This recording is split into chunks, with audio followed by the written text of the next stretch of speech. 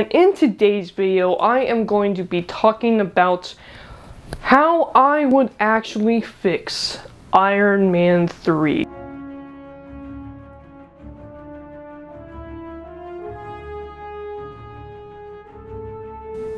Hello guys and welcome back. Welcome back to Dylan's Little Hobbies.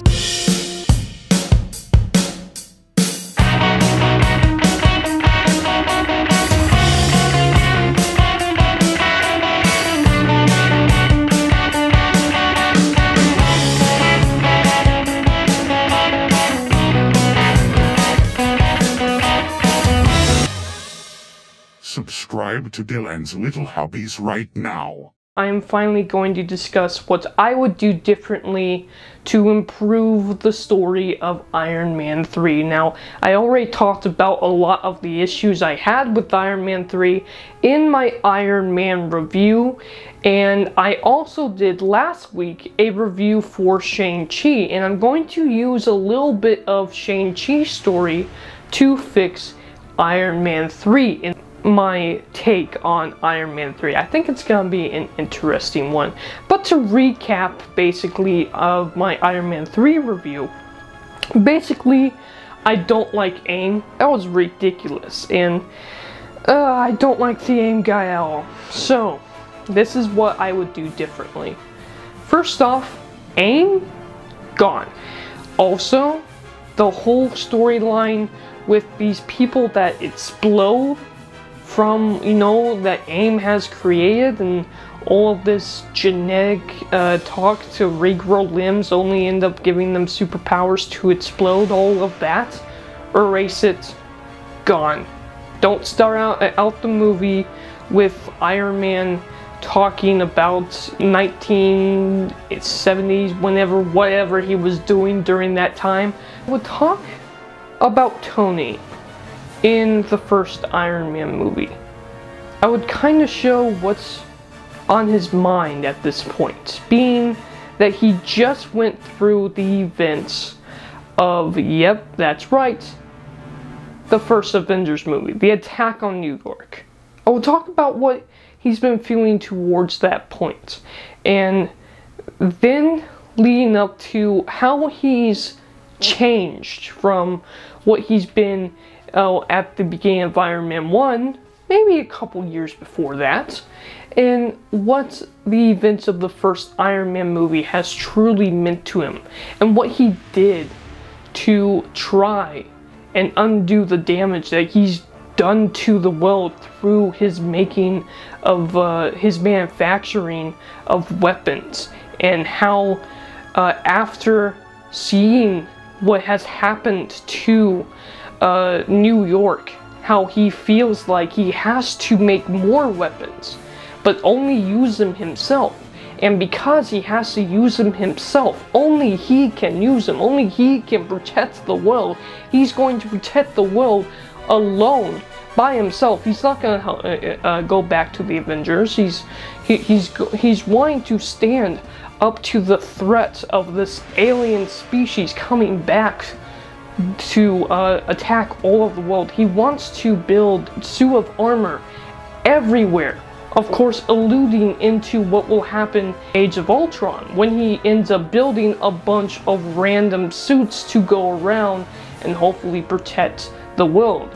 And he wants the ability to control all of these suits at once, so he can't be physically in the suit at the same time. So what he starts doing is he starts tinkering, and this is when we get the scene when he starts, making the kind of android suits where whenever, he like pulls up his arm and he lets one piece of the suit fly to him and then connect to him. So that's really cool. He's able to do that, as well as he's able to control these suits remotely, not even being physically in the suit anymore. And that's important to lead him into what's going to happen into the Age of Ultron. So I would focus on that. I would focus on his torments from the Battle of New York, which this movie does quite well, focusing on his PTSD and all that. I would basically have all of that. I would have, of course, Pepper being Pepper. Pepper was great in the movie, but I would throw aim completely out. What I really would focus on in this movie is the fact that Tony Stark made his own enemy in the first Iron Man movie with the 10 rings. And the 10 rings are back. Why are the 10 rings back? Because they are wanting to take control of all of the weapons. The Mandarin wants Tony Stark's suit back. Why? Why? Because the Mandarin is a little worried about the aliens that came to Earth and attacked New York.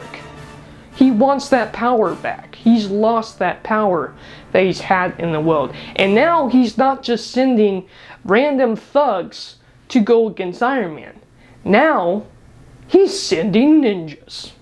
That's right, he's sending people from his own family and everything, you know?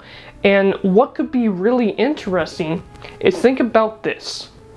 What if one of the people that Tony Stark actually takes out is indeed the Mandarin's wife? That's right. That's right. So then he gets his son to go after the man who killed his mother. Right? He wants him to go after Tony Stark. And of course that could have happened years back when Tony Stark was fighting. And of course that would make Shang-Chi a little bit older, which I am fine with making Shang-Chi. He's like 5 years old when his mother dies. Make him a little bit older when his mother dies. But during the events of Iron Man 1, Iron Man could have, you know, trying to stop the 10 rings, could have ended up accidentally killing the Mandarin's wife in that, and we didn't know. He wasn't supposed to be a villain during that point. He was trying to defeat these thugs that were literally taking his weapons and using them against people. So because of that, the Mandarin wants revenge on Tony Stark, as well as the suits to take control, to take power back. And he's going to use everything in his possible way to do it. However,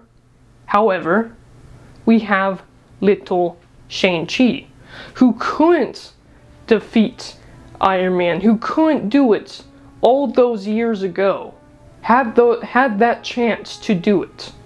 Had that chance before the events of the Avengers movie.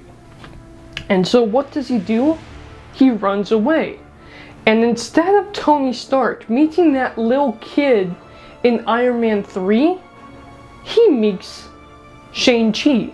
Shang-Chi, knowing that this is the guy that he was supposed to kill originally because of what happened with his mother, you know, starts to kind of start befriending Tony Stark. And they start working together, they start talking. Tony Stark believes he's just a random kid. Doesn't believe he's the son, only know that he is Shang-Chi. And that he's going by a different name.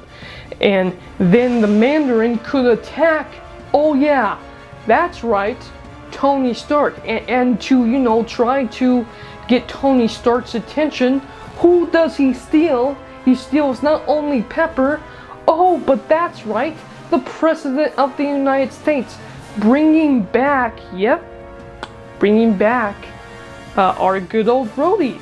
And we can focus a little bit more on the fact that the President of the United States was indeed kidnapped by the Mandarin. And that's when Tony Stark could defeat the Mandarin.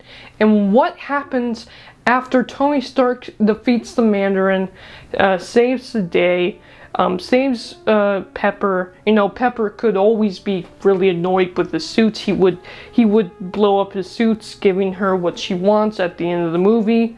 I would not have Tony Stark go and take his heart out, because the whole point of that plate was the fact that he couldn't take it out. You're telling me that All he needed to do was go to $1 million surgery when he has $1 billion trillion and get the whole heart thing removed. No, not a good idea. So I wouldn't remove that at all. I wouldn't remove that aspect of his character at all. Not in Iron Man 3 anyway. But then, you know, I would have the Mandarin basically arrested, not blown up, not killed, not destroyed. And what would happen at the end of Infinity War? Well, Infinity War, the Mandarin would disappear. And then in Endgame, Hulk brings everybody back, right? So guess what? The Mandarin is back, he is free, and he knows that Tony Stark is dead now, but he hears about the thing going on with his wife. And so that's when he's trying to again recruit Shang-Chi, and we get the Shang-Chi movie. That's how I would fix that and tie that back into it. Let me know your thoughts down in the comments below about how I would fix Iron Man 3. What would you do different if you were going to fix Iron Man 3? I think if we did it this way, I think that would have been cool, especially for comic book fans who the Mandarin is a major villain for Tony Stark. And in fact, it would tie it all back into the first Iron Man movie where we see the 10-ring symbol. I think this would be a much better way to do this film, and that's how I personally would fix the problems I have with this movie. I am out. Bye.